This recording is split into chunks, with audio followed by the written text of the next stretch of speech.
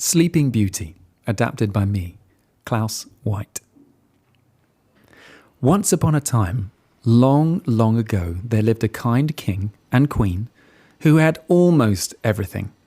Yet every day they woke with sadness because they did not have the one thing they truly wished for, a child of their own. One happy spring morning, a beautiful baby daughter was born. The new baby brought such light and warmth into their lives that the king and queen decided to name her Aurora, which means the dawn. And as you probably know, dawn is the brightest, most beautiful part of the day. All in the kingdom gathered to celebrate the joyous news. Friends and family, courtiers and noble folk, plus the 7 most powerful fairies in the land were all invited to the huge banquet. Following the most delicious feast and much joyful singing and dancing, the king announced that each of the 7 fairies could approach the royal cot and in turn offer their magical gifts to the new princess. There was a sudden flash of blue light, and a tiny figure in a large cloak magically appeared right in front of the king. Who could this mysterious person be? Gnarled, bony hands lifted up a hood to reveal the wizened face of old Griselda, a powerful fairy who, due to his forgetfulness, the king had forgotten to invite. "Surprised?" said Griselda. Her lips curled into a snarl. A little, yes," muttered the king nervously. The queen smiled sweetly. "Gracious fairy, forgive us. We thought you were—" "Dead? No, not dead," Griselda said coldly. "Splendid news," said the king, clicking his fingers. "Now, come now, set a place for the great Griselda." Well, Griselda tutted loudly and sat down at the huge oak table to nibble on a grape. The first fairy approached the royal cot and gave the gift of beauty. The second gave patience, the third grace. The fourth fairy gave the gift of dance, the fifth the gift of song, and the sixth gave the gift of kindness. "My turn," said Griselda, hobbling over to the royal cot. "Aye, you shall have all of these wonderful gifts," she said to the baby, gurgling happily. Then she screamed at the top of her lungs, "But prick your finger on a spindle and ye will die." Well, there came a gasp of horror from the guests, a single flash of light and a wisp of blue smoke, and Griselda was gone. The king fainted back into his throne, and the queen rushed to pick up Princess Aurora, holding her close in her arms. "Fairies, remove this curse," demanded the queen. But the fairies sadly shook their heads. They had already given their gifts. It was too late, and the curse could not be broken. Just then, a soft voice drifted from the back of the hall. "Do not fear, your majesties." It was the youngest of the 7 fairies, a kind young sprite named Leona. "I have not yet given my gift, and so I will do all I can." "Who are you?" demanded the king, scrambling to his feet and fixing his wonky crown. "I am Fairy Leona of the Western Isles, your majesty. I cannot stop the wicked Griselda's magic, but I can change it so that if the princess were to prick her finger, she would simply fall asleep." "Excellent," said the king happily. "For 100 years, added the fairy. "Nonsense!" exclaimed the king. The queen nodded, and Leona took out her wand. A cloud of bright, sparkling sapphires circled above the princess's cot as Leona's wand swirled through the air. The sapphires danced this way and that until, with a final flourish, the hall fell dark and silent. "'Tis done," said the fairy. Well, that had been a long and eventful day. That night, the king and queen decreed that all spindles and spinning wheels be chopped into firewood. Fast forward. As any grown-up will tell you, the next 16 years flew by.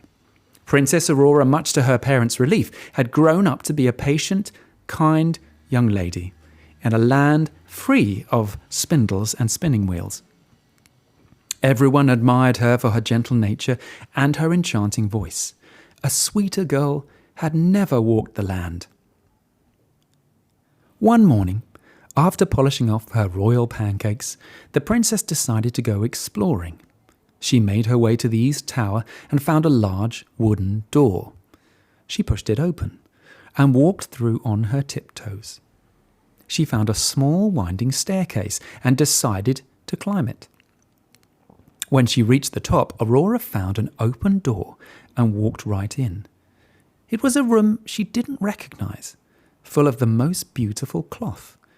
And there in the middle, on a lavish golden rug, was a lady working a large spinning wheel. "May I please try?" asked the princess politely. But she had startled the old lady, who dropped the spindle. Now the princess, being a helpful soul, bent down to pick it up. There was a sudden flash of light as the tip of the spindle pricked the tip of Aurora's forefinger, and a single drop of blood dripped onto the rug below. A cloud of blue mist surrounded by white sapphires filled the air above the princess. The old lady watched in horror as Princess Aurora closed her eyes and fell to the floor. Many miles away in a small cabin on the northern tip of the Western Isles, the good fairy Leona received news of the accident.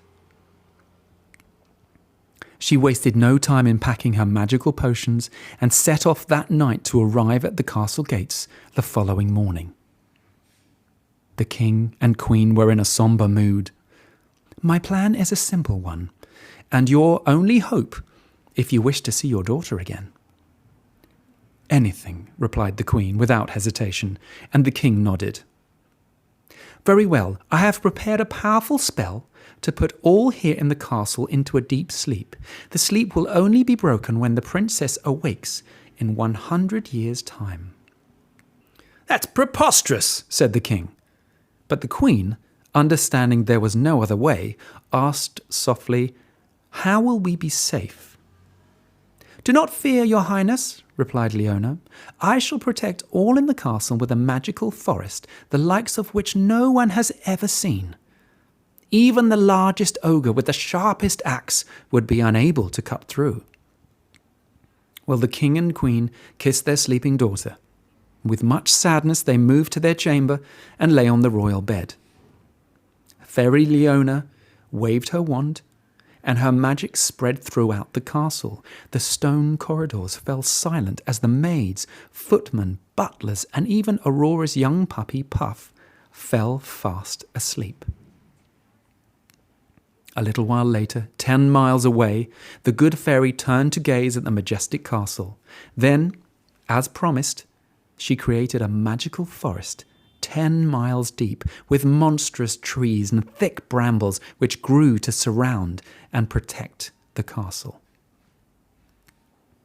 Time came and time passed. A lot can change in 100 years. The kingdom had a new king and queen to rule over them, and the stories about the wicked fairy Griselda's curse had long been forgotten. Well, almost. One bright morning, the king's only son, Prince Alfredo, was out hunting with his 2 trusted friends when he spied the old castle far off in the distance. The prince asked his friends if they knew about the castle. "When I was a boy," replied Davide, "we were told that there was a huge ogre living there. They said if we went near, he'd catch us and eat us up." "Oh, stuff and nonsense," said Simone sharply. "It's a tale made up to scare children. It's nothing but a crumbling old ruin." A gruff voice came from behind them. "Both wrong." They turned to see a crooked man in tattered clothes hunched over a walking stick fashioned from an old tree branch. He squinted up at them with his one good eye.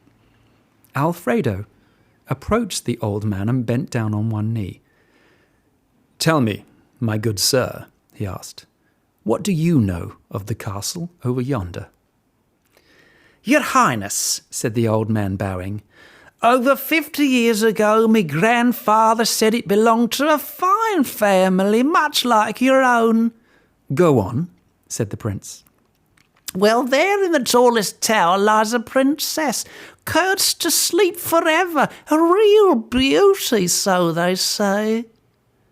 Davide and Simone both laughed under their breath at the unbelievable story. Well, thank you, my good man, said the prince, and turned to walk towards the thick forest. As he did so, the plants began to move. He kept walking, and they drew back, creating a clear path. Prince Alfredo looked back at his friends, his mouth open in surprise. The old man grinned a toothless grin. Told you so, he mumbled, and hobbled away. Davide and Simone tried to join the prince, but the thick brambles instantly grew back, blocking their path. "Sire," called Davide through the undergrowth, "what shall we do?" "It would seem the enchanted forest wishes me to walk alone. Go fetch my father, the king." As Davide and Simone rode to the castle, Alfredo walked deeper and deeper into the dense wood. After a while, he came to a clearing to reveal an enormous castle. People lay asleep on the lawn, the castle steps, and the battlements. Alfredo walked across the open drawbridge, through the main courtyard, and into the castle. Everywhere he looked, there were sleeping people. Some were snoring quite loudly. The prince remembered the old man's story and made his way up the winding staircase of a tall tower, stepping over sleeping maids and butlers on the way. He reached the top of the stairs, pushed open the door, to reveal an elegant bed. Upon the bed lay the most beautiful girl. Prince Alfredo watched her in wonder. Suddenly, a swirl of blue and silver light appeared above her. Her eyelashes began to flicker. Then she took a long, deep breath, yawned, and opened her eyes. "I had quite the dream," she said softly. Prince Alfredo dropped to one knee and bowed his head. "My dear princess, what are your wishes?" "Give me a minute," said the princess, stretching and yawning. I only just woke up." Princess Aurora gestured for Prince Alfredo to help her up, and they walked together to the window. As they looked out upon the land, the mist lifted, and the magical forest disappeared. Thick tree roots shrank back into the ground as quickly as they had appeared those 100 years past. "Who rides towards us?" asked Princess Aurora, pointing towards 3 figures on horseback, galloping towards the castle. Prince Alfredo smiled. "Fear not, princess. They are my good friends, along with my father, the king." With a sudden gasp, Aurora declared, "Mother! Father!" She ran from the room and along the great stone corridor to her parents' bedchamber. There she found a drowsy king and queen, beaming with joy as they saw their daughter. She instantly fell onto the bed, and they all hugged and cried with joy. In just a few hours, the feast and celebrations were well underway, and Prince Alfredo had introduced his friends and his father, the king, to Princess Aurora and her parents, the other king and queen. Both families sat at the top table, feasting on the finest food and drink. "Well, well, well," said the prince's father. "This is awkward. 2 kings and 1 kingdom." Princess Aurora's father smiled. "I am an old man. My only wish is to see my daughter well and happy." "Agreed," replied the Prince Alfredo's father, the new king. "I, too, have had more than enough of my royal duties. Perhaps it's time we put our feet up." "A fine idea," replied Aurora's father, "but I wonder who could take over." Well, they both looked over at their son and daughter, talking happily, at the far end of the table. There is one thing," said the queen with a glint in her eye. "Your son is 18 years old, and our daughter is 116. Let us hope the age difference will not be a problem." They all broke into fits of laughter which lasted until dessert. Alfredo and Aurora seemed to be getting on famously. Maybe just maybe, there might be a happily ever after all. Magical. Oh, you're very kind. Thank you. Very, very, bless. Very, very good. Very, very good.